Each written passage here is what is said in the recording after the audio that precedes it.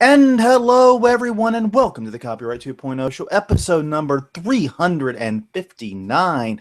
My name is Jonathan Bailey from the site Plagiarism Today, which can be found at plagiarismtoday.com. And joining me, as usual, week per week, the wonderful attorney Evan Sherez, who I'm sure will remind you of something post-haste. And then I will remind you of our two sponsors of this show, namely Air Conditioning and Comcast. But first, Evan, take it away. How you doing, John? Doing fine. As always, everything I say is not legal advice. And you should know that by now if you're our listener. Yes, you should. It's just a general commentary on copyright matters. And you know what? I think that's enough. That's good enough. That's good enough. Today, John. So we have two sponsors this week. The first is on my end. It is air conditioning. One of the greatest inventions of mankind, air conditioning. We did not do a show last week because this office was actually 91 degrees. I'm not kidding. I took a temperature reading with my temperature gun, which is not in here now, but it is now a more cool and comfortable 75 to 77, somewhere in that range. A good New Orleans indoor temperature, you know? You don't want it too cool. And our second sponsor? Is, no one has ever said this in history, but thank you and good job to Comcast. Yeah, well, my internet is finally up to snuff. Yes. Even though I've had to call them like a million times for a bunch of other things there to come back and do this and that, we're finally there. So we get to talk about a bunch of interesting stories today. Yeah, there's a limit to the praise we can give Comcast in one episode, and I did the Comcast confetti before we went on the show, and there's no 2 rounds of Comcast confetti. I'm sorry. It's hard to do it with a lot of vigor. It is. I gave it all I had, and that's all we've got. But yes, we do have a lot of great stories this week. You want to do a quick rundown of what's coming up so the dear listeners can be warned? Sure. Well, we got a lot to go over. So yeah, we're going to be talking about Groovy closing down, about the details of the lawsuit that we briefly touched on last week. And so we'll go with some of the details of what happened and now that they're shutting down. What are the details there? After that, we'll be talking about hold on to your hats. This is a brand new topic. The new Groovy. Apparently, an anonymous group has tried to relaunch Groovy, and this is a pretty recurring theme, right? When it comes to piracy, there's a very dedicated and small group of people who get really upset when you shut down a piracy site because they feel entitled to whatever they want, and so they're like, "Oh, well, we'll never go." So they relaunched it, but then were quickly shut down as well. Then we'll be talking about Pandora, who won a victory in a royalty rate case. Then we'll be moving on to Pandora, who lost the case against BMI. Then we'll be touching Rights Corp versus ISP Birch Communications, which is a very interesting development in the ability of a copyright owner to subpoena an internet service provider, and by ISP I don't mean anyone like in the DMCA. I mean like the people who actually give you your internet connection. Because like Comcast. Yeah, like Comcast. Our sponsor this week, as we mentioned. Then we'll be talking about a defamation, which is a really interesting topic. It doesn't really quite touch copyright. Actually, there was an error in the show notes. I do not know why it's giving you that story. We're actually talking about Warner Brothers and another Rights Corp case. I do not know why the show notes did that. I pasted a different link. It even has different text in it, but I'll drop that into the chat, and I'll just deal with that when it comes up. I apologize. I noticed that. Sure. I was setting up the show notes. Well, I thought the defamation case was cool. I mean, it is cool. It is a cool case. Yeah, I think something got rerouted on the Hollywood Reporter's site, causing that little problem. Sure. So maybe we'll touch on them both. Why not? And then we'll be going to my personal favorite story of the day, which is a YouTuber, which is always an ominous way to begin the title. When you call someone a YouTuber sues Google, Viacom, and a number of other defendants over takedowns and the content ID system and the contract that they offer to YouTubers. And then we'll finish off with a Ninth Circuit and Prenda Law, which was a copyright troll website. A copyright troll law firm or something to that sense. It's a little bit of everything. A little bit of everything. And that's one of the problems is no one's quite sure what it actually is. And I'm doing the George Bush leaning in, and we don't know what it is. I don't know why Prenda Law brings the Bush out in me. Well, that's what happens when everyone pleads the fifth when they're brought to the court. And so everyone's saying they don't know anything. So yeah, it's very reminiscent of the Dave Chappelle bit on that. Mm-hmm. And I'm sure you're familiar with the one I'm talking about. I plead the fifth. Just nothing but that for about 5 minutes. Oh man, but yes, we have a lot to go over. But starting off, Groove Shark. Yeah, back-to-back stories on Groove Shark this week. Wow, this was a busy 2-week period for Groove Shark. We didn't miss that much time. A lot just happened in a very short period. Yep, $50 million happens. $50 million plus Groove Shark shutting down. And it always amazed me how long Groove Shark held out. I mean, it felt like they were the bull in the ring getting stabbed by all these, matadors. And it's just like, oh, just die, please, out of your own misery. Just it's over. And I believe last time we discussed that they were facing something like $736 million in damages potential. Right, if every single file that was allegedly infringed was proved, but that was just in one lawsuit too. I mean, what's the difference between if 50 and 700 for all intents and purposes that they don't have the money to pay either.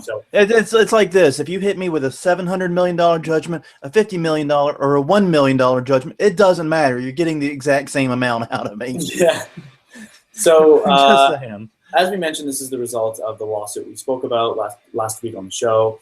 Groove Shark, they lost their DMCA safe harbor. That was their attempt to insulate themselves from hosting tons and tons of infringing files. They did not have a serious repeat infringing policy. They did not have a serious takedown policy. And more importantly, they actively encouraged and actively uploaded themselves. I mean, Groove Shark employees were doing some of the uploading, which really pokes a hole in it. So as a result of their loss, they're shutting down as per their post-lawsuit agreement, along with a statement admitting a failure to secure licensing and an apology. The Recording Industry Association of America motion for sanctions and motion for summary judgment were both granted, which I found really interesting. I think the telltale quotes from the case comes from a quote from, I believe, 2007 when Groove Shark was, still launching, coming from an internal forum where the owner says, quote, "Please share as much music as possible from outside the office. This initial content will help get our network started. Fill it with any music you can find. Download as many images as possible." Wink. Nudge, nudge. Etc. Yes, and the evidence then demonstrated that their actual business plan was to exploit popular label content to grow, and then, I quote, "beg the labels for forgiveness." Yeah, it was the ask forgiveness rather than seek permission mode, which never really did very well for them. I mean, even if we set aside the legal issues, put all that aside, Groove Shark service kind of sucked. Let's just be honest. I personally never used them, so I can't speak to it. Well, I used it a couple times to tinker with it and see what the big deal was. I tried to understand what's going on. And here was the thing. I remember I punched in, because I always have these default songs I check, right? Right. To see if they have, how many they have. And so my first one is oftentimes Metallica's Enter Sandman. Big, huge song. Everyone has it. Well, they pull it up, and it's got 40 versions of it. They got live versions, they've got covers, they've got all this stuff thrown together. And you had to really hunt to find anything good. And it's well, why would anyone do this? There's, other services by then, like RDO and so forth, were already taking off. And we didn't have Spotify in the U.S. at that point, but we would pretty soon. And yeah, the UI of Spotify just puts everything Groove Shark ever did to shame.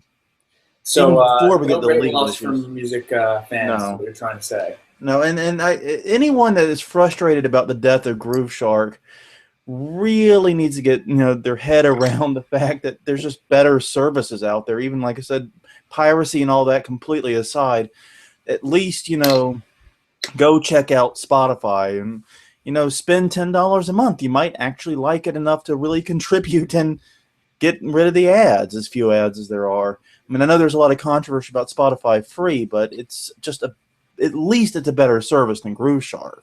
Yeah, the UI is good. Of all the complaints that you can make about it, I find it's got a fantastic user. Oh yes, and it's a good UI across platforms. There was no Grooveshark mobile app; it kept getting pulled out of the app stores. So they made this HTML5 version of it to run in web browsers and cell phones, and that stunk because an HTML5 stream, of course, is going to be sluggish and create problems of its own. So we just had a lot of it was just a mess of a service, and people are talking about, oh, I've lost all my playlists. Why couldn't they warn people? I lost this, I lost that. I'm like, most people I know, even the people that were diehard Grooveshark fans, moved on to greener pastures a long time ago. So, well, apparently not everyone. Not everyone. Not everyone. Talk about in our next story. Yeah, and this is what's crazy. I guess where there is a popular piracy site, there is a brand, and where there is a brand, others see dollars. I can't really speak to the reasoning behind people trying to relaunch Grooveshark. I think I don't think it's a dollars and cents thing for these folks in our next stories. I think it's a V for Vendetta style overthrow the man type of mantra that motivates the people behind the new Grooveshark. But right before we move on to that, I wanted to talk about the sanctions part of this please. Story. Sanctions are when a court slaps a particular side for. It's more than not playing fair. It's like you really, really played unfair when it came to like the legal proceedings, which is really a no-no. So basically, if you think of court litigation as like a sport, you've broken the rules of the sport. That's right. It's like a penalty within the game. So one of the primary reasons they were sanctions is that they failed to preserve evidence. Mm-hmm. Now, when a party has notice that files or code or basically any evidence would be relevant to litigation, or you should have known that the evidence would be relevant to litigation, you have an obligation to not destroy that. Yeah, and this, by the way, this notice does not have to be anything within the court system. It could just be a cease and desist letter in some cases. Right, exactly. So in this case, they construed notice because they had internal discussions, like what I was alluding to earlier with the gentleman talking about, please bring your own songs and then we'll beg for forgiveness, is that, they knew that these were, the material they were using was under copyright. And so they had full well knew that they would be subject to litigation, all these conversations, all this stuff. So destroying that record was, obviously frowned upon. Just a quick second point is that not only do you have to have notice, but you have to act with a culpable state of mind, so that you have to kind of intentionally delete it. And it can't be like, oh, it's automatically cycled off after a reasonable amount of time. No. Yeah, it's got to be something active. Exactly, and Grooveshark deleted some records after receiving a specific notice to preserve them. They destroyed some source code, etc. And a result of it was, some of the claims where, the plaintiffs couldn't quite get the evidence they needed were granted because the court's like, hey, you destroyed the evidence, so we're going to grant these claims. Yeah, and so, and when you're summary judgment and sanctions resulted in a much larger judgment. And that's one of the things. I mean, destroying evidence is pretty stupid. We're just going to be honest about it, because when you do that, you can present evidence and make an argument about what the evidence means back or forth. You can have very lengthy discussions about that. But if you destroy evidence, the court is forced to take a negative stance on it. basically it's going to say that that evidence would have shown blank, whatever the other side is trying to prove. They're basically forced to. Right. That's exactly what happens. You lose by default almost. Almost, yeah. Obviously, you have Almost. to prove that this was destroyed for a particular reason, and then those sanctions can come down on you. And then I think that the court has some leeway in deciding what the actual penalty could be. But I digress. We could move on to this new Groove Shark story. Why don't you tell us about that, John? Yeah, well, basically, as you might, as we mentioned, people were upset, angry, hurt. Maybe they saw a profit motive. Like you said, we cannot state why someone would do this. But within a couple of days of Groove Shark going down, a new Groove Shark reemerged with the same branding, the same colors, the same almost everything. And it appeared on the site grooveshark.io. I have no idea what that TLD even represents, for the record. No idea. But it came back up, and the people behind it were promising, hey, we're involved with Groove Shark, we're bringing it back, everything's going to return, it'll be back to normal very, very soon. And then it was revealed the people behind it may have not been entirely truthful. Really? Yes, because it appears to be a clone of another music streaming site called MP3 Juices, rather than a full attempt to bring Groove Shark back. Basically, they took the site they had, they did a CSS change and made it look like Groove Shark and put it up on a Groove Shark related domain. Okay. Now, grooveshark.io, they sued. Now, the record labels sued because as part of the settlement with Groove Shark, not only did Groove Shark close, not only did Groove Shark pay $50 million, but all intellectual property was turned over to the record labels. That includes the source code, that includes the trademarks, everything. And here we go. Now the site's not only probably violating copyright, but definitely violating trademark. Right. This is one of my quick investigations, is that how is there standing here? Because to sue in trademark infringement, you have to have some interest in the actual trademark. And so that is exactly how it happened, is that in the settlement, they received the property, and then they were able to go after this imitation and counterfeiter on behalf of themselves, because they own the trademarks now.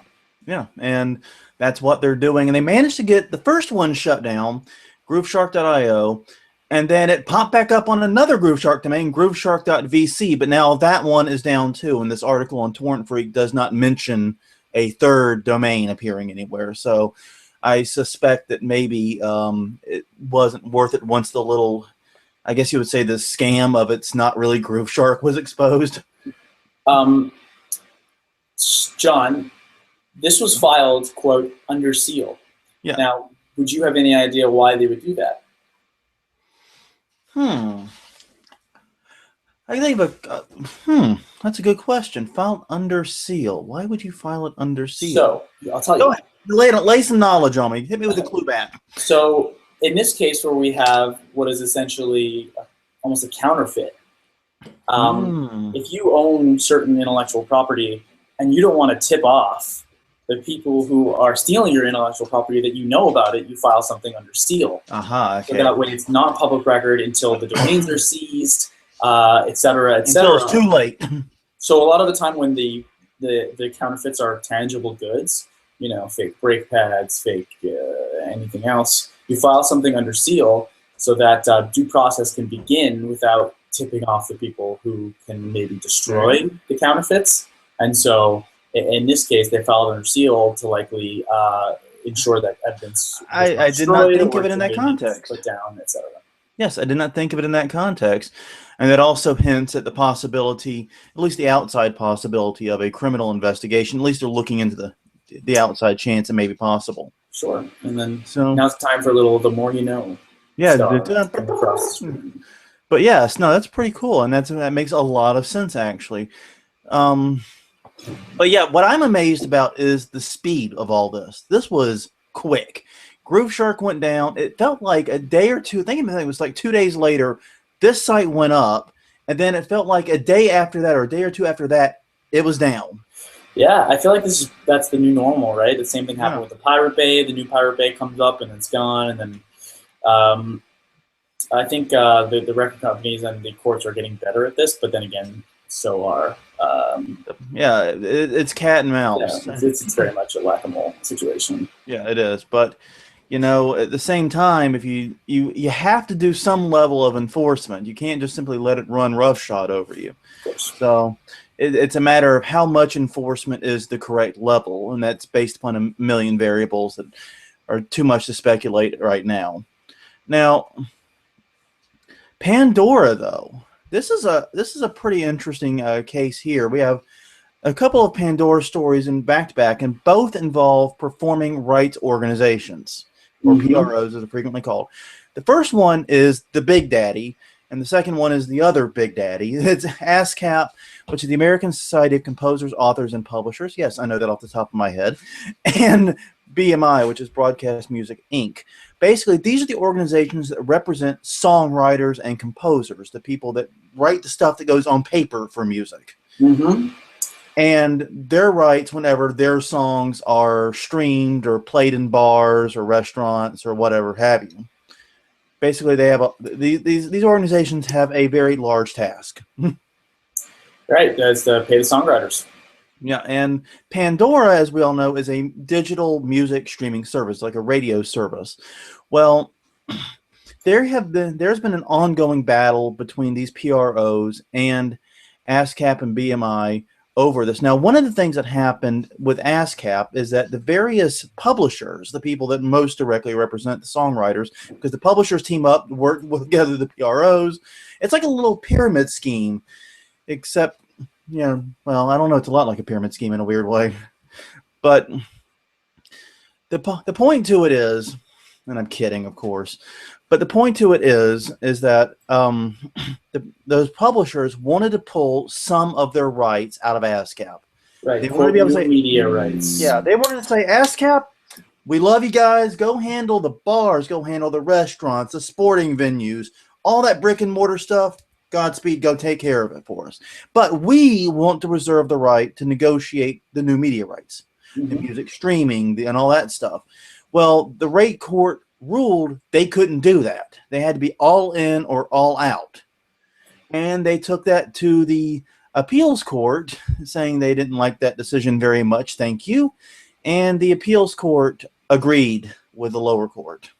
They did. They affirmed that the consent decrees that govern ASCAP and BMI plainly ban partial withdrawals. You're either in or you're out in terms of having these organizations license the work for you.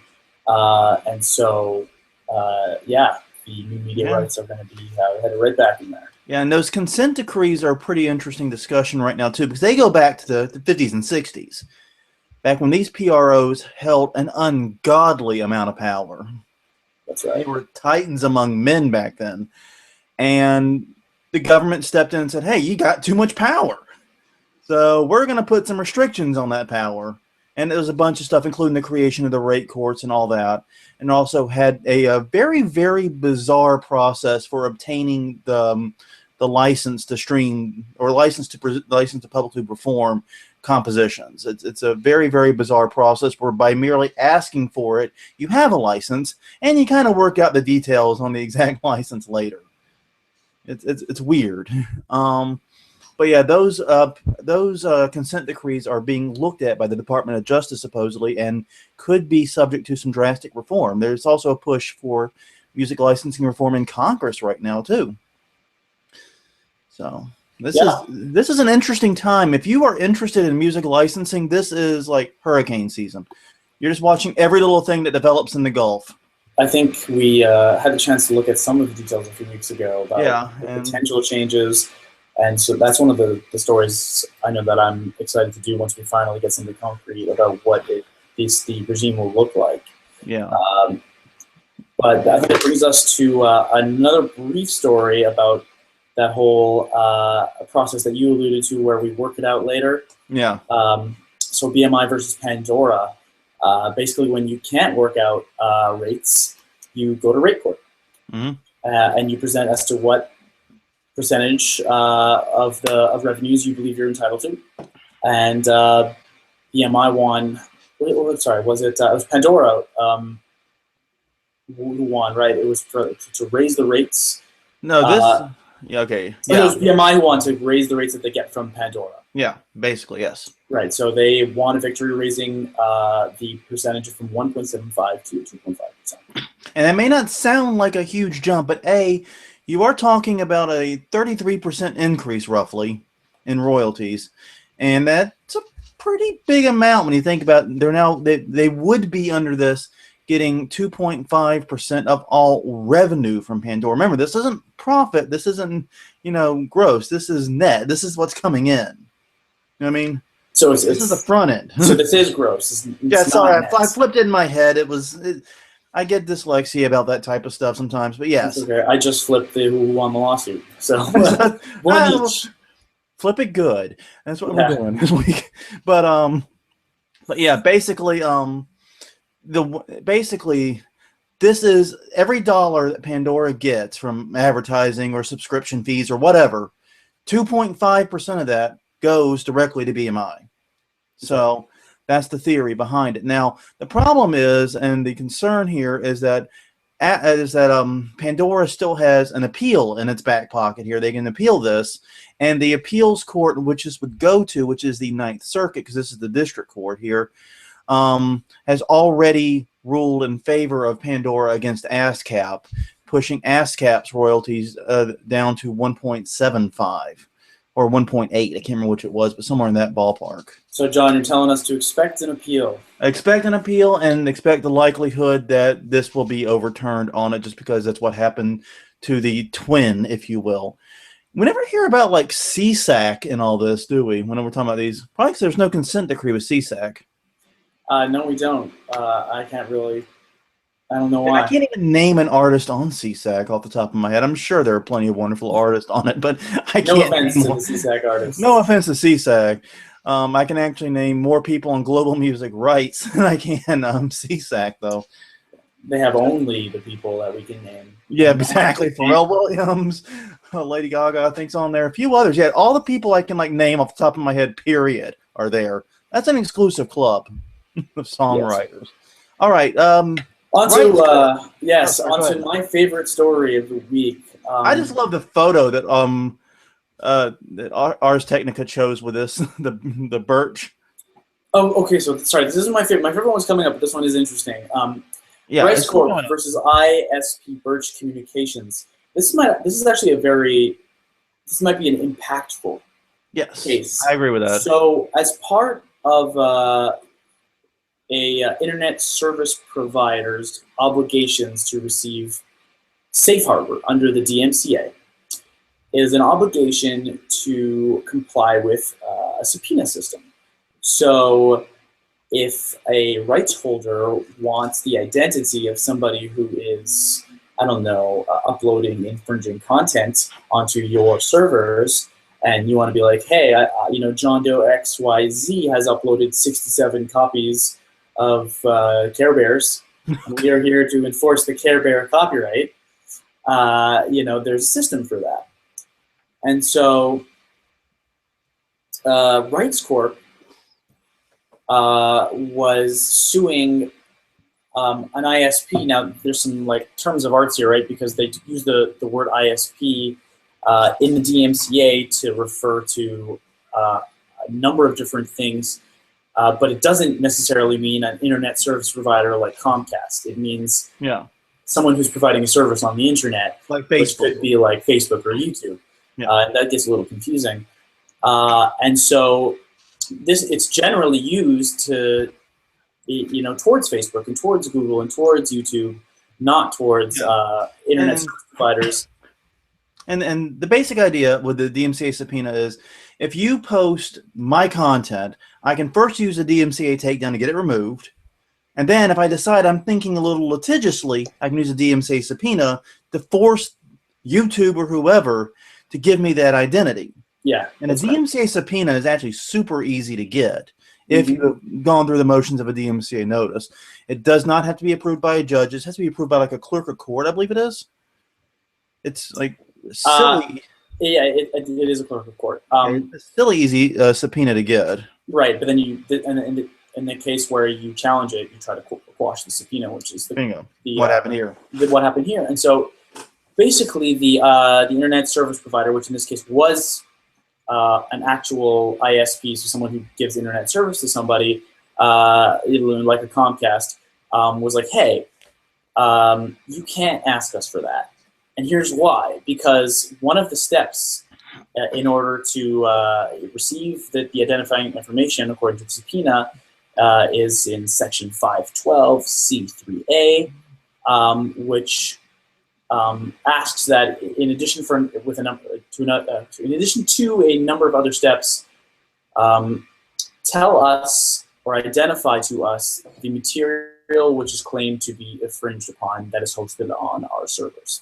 And they're like, we don't host any content, so we just lay the pipes. This applies to us. Exactly, we don't think this applies to us. We lay the pipes. We're not. This is not intended for actual internet providers. It's for other companies that actually host the content. Yes. And the court agreed. Yeah, and this can be very impactful. As we've seen not just Rights Corp, but others attempt to use this DMCA subpoena power to compel ISPs to turn over the identities of suspected file sharers, usually with the intention of trying to get them to settle the case quickly and for a relatively modest amount. Right. Now, and what's been fascinating about this is a lot of ISPs, I'm not saying Comcast is one of them, but a lot of smaller ISPs similar to Comcast, that style of ISP, have been very compliant with this, have not challenged it and have complied. But here we have one small ISP that stood up and has now won on what I think is probably pretty solid legal ground. I don't think the DMCA subpoena was intended for this purpose. I mean, that was the argument that Rights Corp made, which is that if you read the legislative history, internet service providers were definitely intended to be part of the system. And unfortunately, a general legal principle is that the plain text of a statute overrules or is more important or is the first resource to look to. And the legislative history comes in only when something is, ambiguous. And in this case, they were like, there's a third prong that you have to do to get this. And it's in the statute. Inapplicable to an internet service provider. Therefore, it could not have been possible that they intended an internet service provider to be included in this subpoena system. Exactly. It's realistically that simple.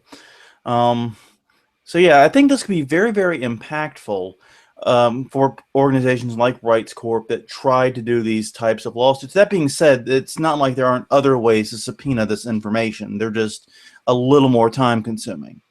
Well, the DMCA subpoena is just silly easy to do, basically. It's like, say, clerk of court. You don't have to file a lawsuit. It's effectively, you can walk in and walk out with a type deal. The regular subpoenas are, of course, much more difficult, much more complicated, and also there's a lot of jurisdictions that make it very difficult to get them at all. So, at the same time, I do also sympathize with Rights Corp's position, and they argue that there's simply no justification or rationale at all to limit the subpoena authority under the DMCA to exclude.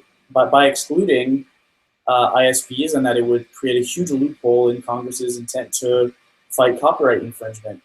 But as we alluded to, the court was like, hey, that's an interesting argument, but it's very well settled law that resorting to legislative history is unnecessary if the language is plain and unambiguous. Yeah, and basically, I think this is a situation where you can argue that the law has to change, but the court, I think, interpreted it correctly. I agree. So I think there's a great argument here. Maybe because, like I said, we're in this period where we're discussing copyright reform. This could easily be on the list of things that could be looked at by Congress. So we shall see if it comes up.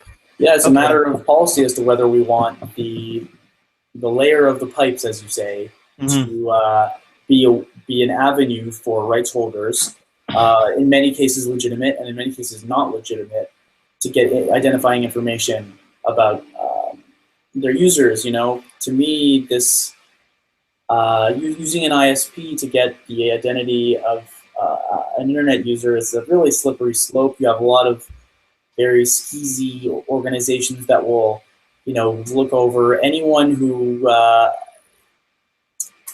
let's say, browses content of the adult nature, and basically exploit those people or risk lawsuits. And that's something I've read about in the past, which is that that's something I want to read about again in a few minutes with Prenda. Right, yeah. With Prenda, these people would basically find, married men who looked at, gay pornography and then, whatever, yeah. Find those people specifically and then just like go after them and be like, hey, we're gonna basically out you with a demand letter, with the name of what you watched unless you pay us.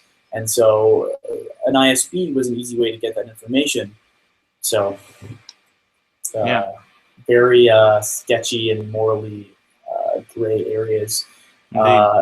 So moving on to the HBO defamation lawsuit. Yeah, and or the Warner Brothers First Amendment case. Yeah, both of these are relevant.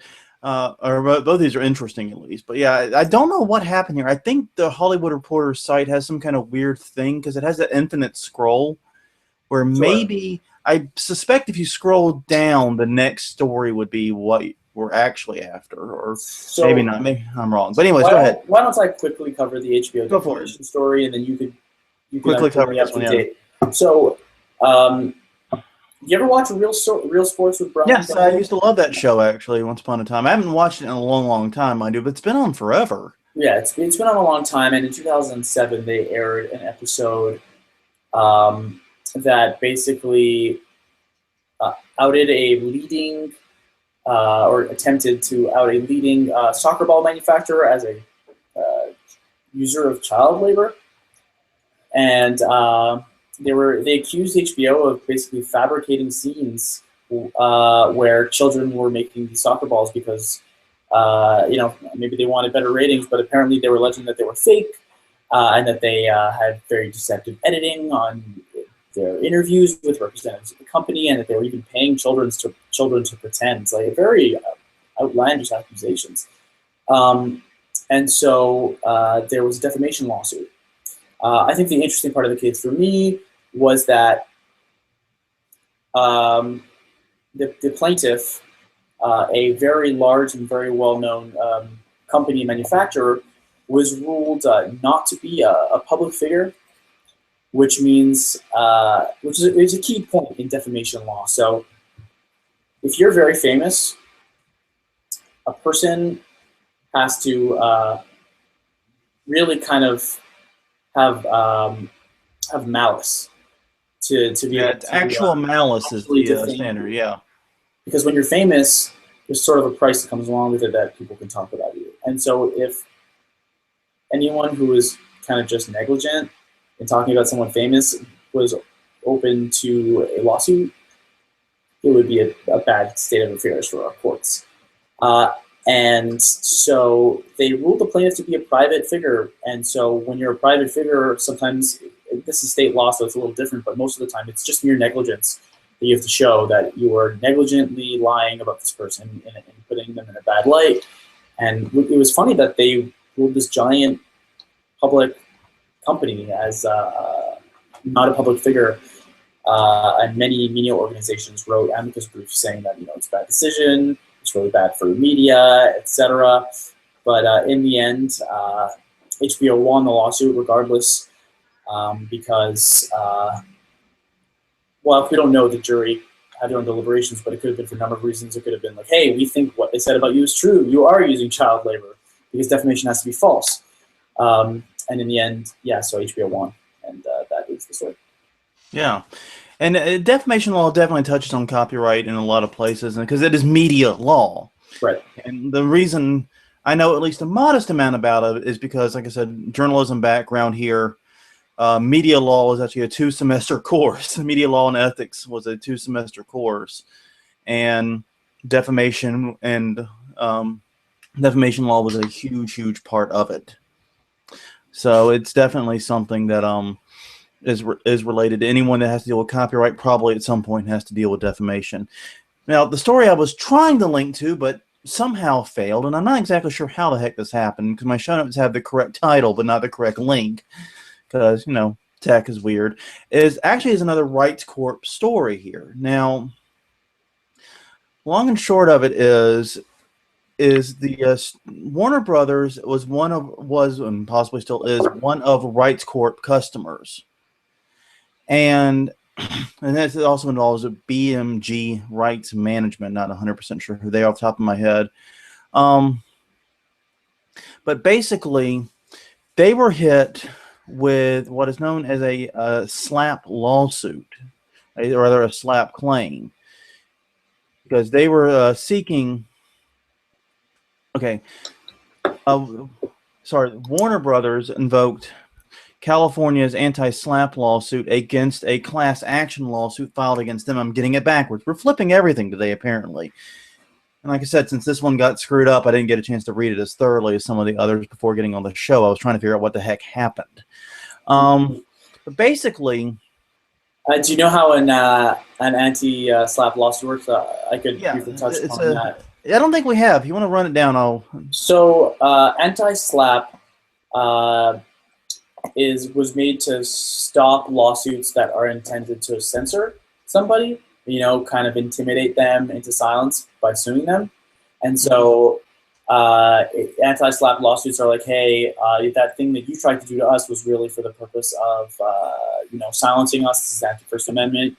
And so it's a way to prevent intimidation tactics, etc. Yeah. Now, what ended up actually happening here is kind of confusing, because the lawsuit is moving forward here.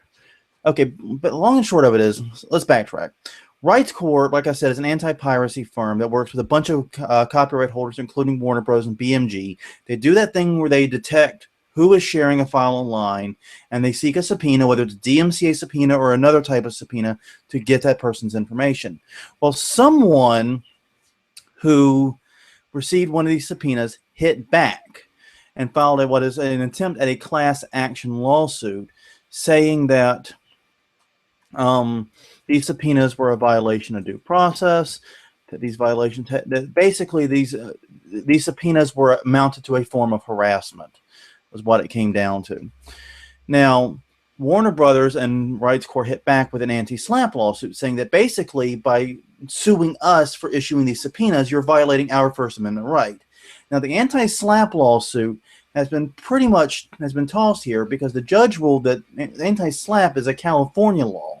It's a state law that does not apply to federal subpoenas. So he was forced to toss that. But he also tossed the majority of the claims of the person filing the lawsuit, leaving only allegations that they were somehow violating various telemarketing laws, long and short of it. And they're calling and trying to get people to pay settlements. They were violating telemarketing rules, and that portion of it's moving forward. But the First Amendment aspects of it have pretty much been won by Warner Brothers. Interesting. So yeah, that one's moving forward on the telemarketing issue, but nothing else. So yeah, it's a bizarre little story, and usually you don't hear a lot about SLAPP lawsuits and copyright at all, for obvious reasons. Well, here's yours. This is what you've been wanting. This is your moment. You've been waiting for this. So, as you, I guess our title is still YouTuber sues Google and Viacom over content ID and takedowns. Yeah. So a gentleman who goes under the handle quote BetterStream is suing all of those aforementioned companies, seeking both an injunction to compel Google, YouTube, to restore content taken down, and a declaratory judgment that his videos do not infringe any of their copyrights. Oh, and in addition to that, he wants $1 million. Well, yeah. Well, I want $1 million too. I mean, that's so. Benjamin Liger contends that he runs a criticism and commentary channel.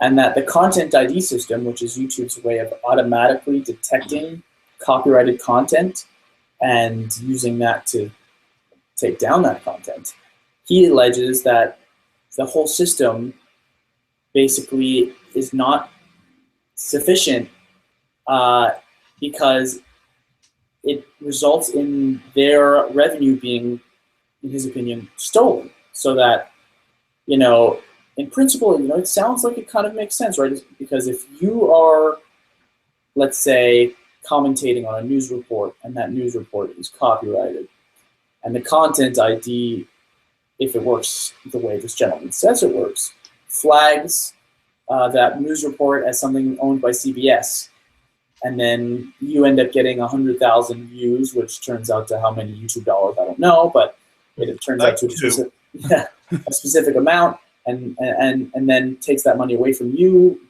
according to the content ID system, flagging the majority of your content, in which maybe your commentary is only in and out, and gives that money to CBS. So he alleges that I need an injunction to stop this content ID system from taking down the content that I put in, moving the money that I would have gotten otherwise to someone else's pockets. He also has a number of other allegations, saying that YouTube's user agreement is a contract of adhesion. A contract of adhesion is basically when one party is in a position of large power, so there's no real negotiation, and that's one part of it, and we certainly have that here, right? Can't exactly negotiate with YouTube as to what the terms you're comfortable with, but at the same time, you kind of have to be in a position where you have to take the lawsuit. It's your contract of adhesion is designed for when a hurricane comes by and the only plumber in town is charging $1 million a pop. Mm-hmm. And so in this case, there's other content hosts out there that can, do the job for this guy. And so interesting case that he has sued them once before. He has sued Google before, asking for 1/500th share of revenue, which unfortunately did not win. And so I expect this one to be gone shortly as well. And I actually had the chance to go visit his channel. Very interesting. He has been updated in 2 years, I'm noticing. Really? Yeah, nothing newer than 2 years ago. I didn't actually check the dates. All I did was I listened to, actually a lot longer than I thought I would, but I listened to about half an hour of his full copy of the Hunger Games movie, which strikes me as odd if he's alleging that stuff is being taken down, that's really fair use or really commentary or really criticism, and they're leaving up a full copy of the Hunger Games. Are they really taking down that much? And I was just overall struck by the fact that he has this full copy of the Hunger Games up on his channel, where all he does is basically talk over the movie the whole time. He calls it the unofficial director's commentary. I thought that was just funny. And the obvious problem he's got with his lawsuit is, of course, the terms of service that he agreed to. Now, I know he's saying it's a contract of cohesion, but that's a huge stretch, dude. Yeah, contract of adhesion. Adhesion. I'm flipping everything today.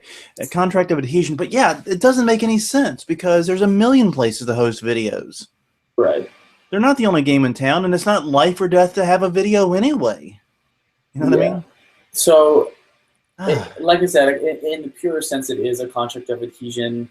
It has to be a standard form, take it or leave it, with no ability to negotiate. But courts don't, void contracts just for that reason. No. If every take it or leave it contract with an unequal bargaining position was, voided, we wouldn't have an internet. Every site has a terms of use. And so this is not the type of situation where the principle of an adhesion, a contract of adhesion will be applied and voided. It's more about, like I said, it's got to be a much larger balance of power than what we're talking about. It's got to be like I said, you're a situation of after a hurricane, one plumber is working, or you're dying of thirst and someone offers to sell you a bottle of water for $10,000. You know, stuff like that is where it comes from, not, just merely, oh, I didn't like the terms of service after I agreed to them. That doesn't work that way. It's a question of, there's an equity consideration here as to what's really fair and unfair. And a court won't look at it and say it's unfair that YouTube, doesn't want you using, someone else's content and making money off of it, and therefore, employs a program that you agreed to abide by, and that program, is robbing you of dollars that you don't think you should be robbed of. It's just not the type of situation. No, and honestly, there's pretty much no merit to any of the arguments either. But I mean, right off the bat, he's agreed to it, and you're just in YouTube's world trying to get along, buddy. Yeah. You don't get to rewrite the script. But we'll end it this week with the Ninth Circuit Court of Appeals and Prenda Law. Now, Prenda Law, I don't think you were around for most of Prenda Law's shenanigans, but they were, as you described, would say, a copyright troll firm. They targeted pornography in particular. They were very, very. They had some initial success with that, but what ended up happening with them was people started fighting back, as you might expect they eventually would, and a lot of inconsistencies began to pop up in Prenda Law stories as it became apparent that the companies they were representing were really shell companies being held by the lawyers themselves, which, as you know, is a big, big no-no. Well, yeah, there was clearly fraud here, where they exactly represent certain companies, then had no ownership rights in it, in copyrighted material in the first place. And, once that started to unravel, it became a situation of he owned the company, it was his idea, I'll plead the fifth, this person says this, and then it got to the point where we are today, where, you have an hour of judges trying to pry information out of defendants who don't want to say anything. And basically, it's like the Dave Chappelle bit I referenced earlier, where everyone's just holding up the sign fifth and walking away. I mean, it's no one's saying anything, and the judges are getting more and more frustrated. Basically, is what's happening. It's if you want to listen to it, Godspeed. I listened to a little bit of it, and you ever want to hear what an agitated judge looks like? Just fast forward a little ways through it and get to about the halfway point. You'll hear it. They get more and more cranky about it. But yeah, I mean, I don't really know what's going to happen with this. They've been sanctioned multiple times. They owe attorneys' fees. But there's also no evidence that they have money with which to pay these things anymore. Yeah, and you know what? I have no sympathy for them. Nope, no sympathy. No, hey, heck no. I got no sympathy for them. But man, it's just what a train wreck. When you're before the Ninth Circuit getting chewed out like this, you've clearly done something wrong. And not just like ethically wrong, like planning wise wrong. You know what I mean? If you're ethical and unethical and smart about it, it will not get to this point. I think there was a lot of greed here. There was. And I think they saw dollar signs, and yeah, they only got to this appeal because they posted a $238,000 bond on all of the sanctions and so forth, attorney's fees that they owe to date.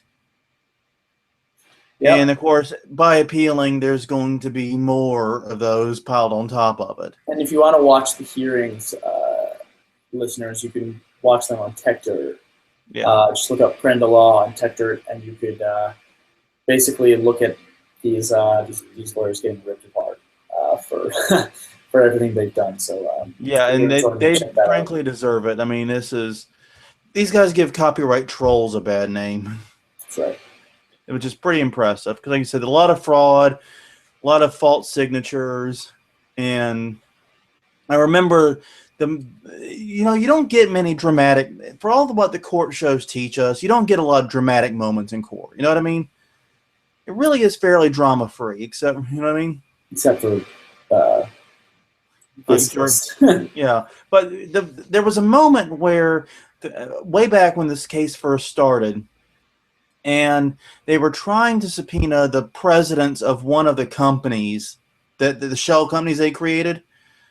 And this guy walks in with t-shirt and jeans, says, "Hi, my name is so-and-so. I hear you've been looking for me, but I'm just this dude's landscaper." I'm just this lawyer's landscaper.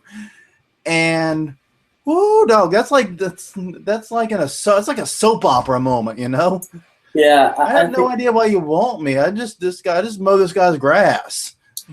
One of the moments from I had a chance to watch a bit of it, and I think this is one of the most telling moments. Was that, the judge asks the lawyer who's representing all these other lawyers that got in trouble for basically, like we said, buying these pornographic films and then claiming ownership rights over them and more, and then suing anyone who watched them. Is like, can you basically just describe to me the relationship among these firms? Like, who owned Steel Hands Meyer PLLC? Who owned Prenda Law? Who owned Alpha Law? And the lawyer's like, no, actually, I don't know. Nope. I have no idea. Sorry. So it's just what if I could? Cringe moments. Yeah, that's not good. That's very, very bad. All right, John. Well, it was a pleasure. Pleasure as always. Many final thoughts? Anything else you want to throw out? No, nothing. Nothing other than now that we've reveled for our on DC listeners. If you want to hear a fantastic band playing Friday nights at the Black Squirrel at 8:30, you should go. What is cover? Go to that place. Yeah, cover. I don't think there's a cover. It's a local bar, and I will be playing it with my band. So. Sounds great. No, it sounds awesome. And I've seen YouTube videos of your band. Your cover of Everlong is a true gem, by the way. It's on your profile. By the way, we're playing a lot of Destiny lately, I see. Oh, you saw my Destiny videos. I haven't played actually in about a month and a half, but there was a point where I was very good at Destiny. Oh, well, I have to remember that and never, ever challenge you. John, do you play? No, I play other FPSs, but not Destiny, no. Yeah. So did you enjoy my film? I did, actually. What little bit I saw, I've only checked one of them out. I saw there were 3 others, though. Yeah, well, a few of those are pretty impressive. I just saw them, as we were queuing up the podcast, I watched one. Yeah, it's pretty cool stuff. I mean, you really do some good. You do some good stuff. A, in the game, and B, with the shooting of it. Because there's a lot of people that record video game footage that just frankly suck at recording video game footage. Not Evan here. He's quite competent. Well, on that note, everyone, my name is Jonathan Bailey. I'm from the website Plagiarism Today, which can be found at plagiarismtoday.com. And I'm username Plagiarism Today on Facebook, Twitter, Google+, LinkedIn, Instagram, wherever else, Pinterest. I have no idea where else I exist. I exist in all the places. And my name is Evan Sherris. You can find me on Twitter at my name, EvanSheres. And if you're watching the video, it's right below my finger. And you can catch my band, the Heartless Romantics, this Friday at the Black Squirrel in Washington, D.C. And, I'm going to have to tell my brother to check you out. He's in the area. Ooh, yes, that would be great. I'll have to drop him a note and let him know that you guys will be playing. Okay, well, I will see him then. If he comes out, I'll have him come by and grab you.